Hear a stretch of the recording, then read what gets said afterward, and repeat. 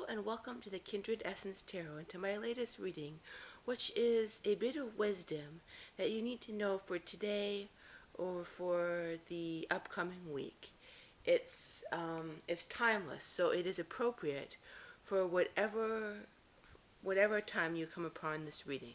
So tune into the 5 different piles. I've got pile number 1, pile 2, pile 3, pile 4, pile 5, and sense what pile draws you the most at this particular time to receive a message that it is relevant for you at this particular time.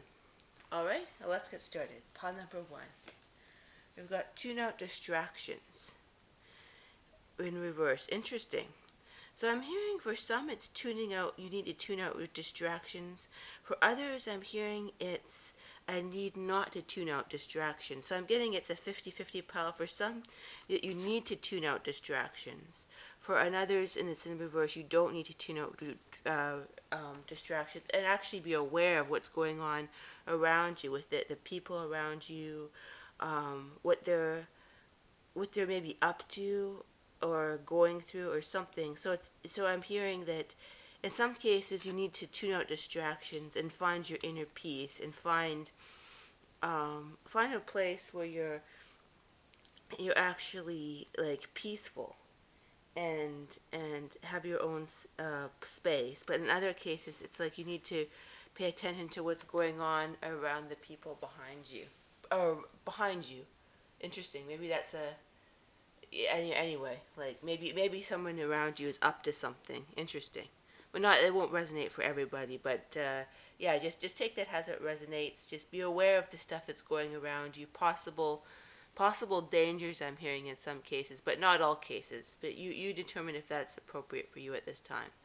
All right. So pile number 2. Let's see what we have. Pile count your blessings in reverse, and I'm hearing for that is that you need to stop feeling guilty about not being happy about everything. I'm hearing you don't have to pretend to like something that's in your life that's not good, but perhaps see the blessing behind it that may eventually I'm hearing you may eventually see the blessing behind it, but don't force yourself to like something in your life that's not currently positive, or something that's not exactly positive. I'm hearing, but I'm hearing that you're moving beyond it, so you don't have to. I hear you don't have to be positive about everything. You could acknowledge if something is not quite to your liking, is what I'm hearing. And but it's just about sort of getting the emotional charge out of it as much as possible, whether resisting it or forcing yourself to be, because I'm hearing the word toxic positivity, like forcing yourself to like something that you don't particularly like is something that's not necessarily something that you should be doing. Interesting. So it's yeah, so learn to. I hear you'll eventually see the positivity in the dark times that you've gone through, but don't force yourself to feel that feeling prematurely, is what I'm hearing.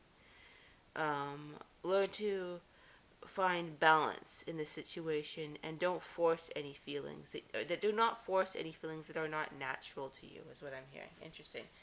Pile number 3. Let's see, what do we call? Live your soul, not a role. So I'm hearing that you very much have to, you very much uh,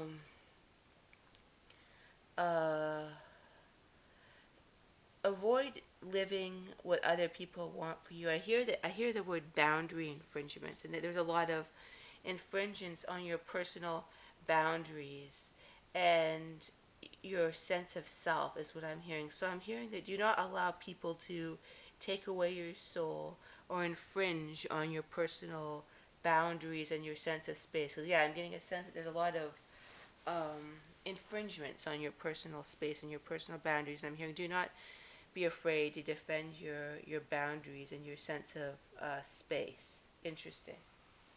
All right. So what we've got for that: live your role, not a live your role, not a soul. What I meant is live your soul, not a role. So yeah. So yeah, learn to be who you truly are. And also, I'm just hearing, yeah, having boundaries about around your most sacred self, because I'm hearing that some people around you may not always, shall we say, respect that sacred self.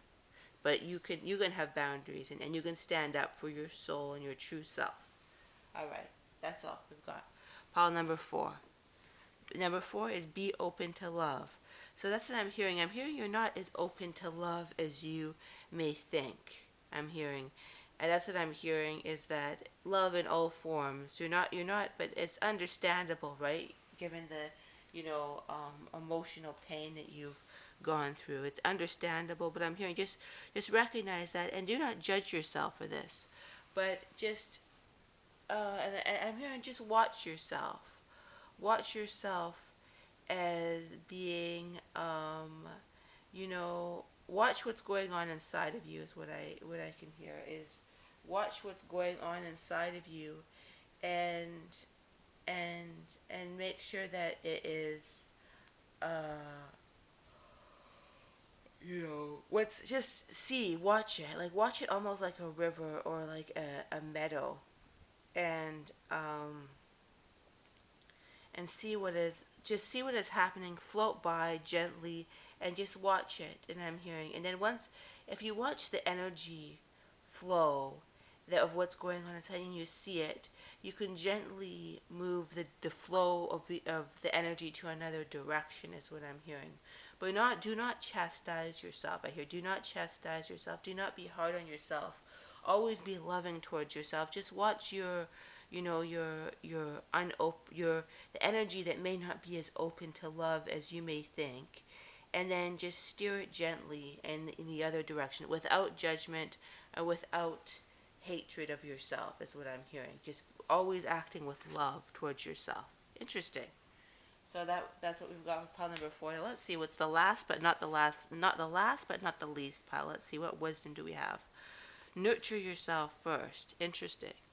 So I'm hearing for that is that, um, nurture yourself first, but maybe in a way that you may not have thought of. Nurture yourself first, but I'm hearing, by putting boundaries between yourself and toxic people. That's the way that you can nurture yourself first. And then once you've done that, you can nurture yourself in other ways. And I'm hearing nurture your inner damaged child, is what I'm hearing.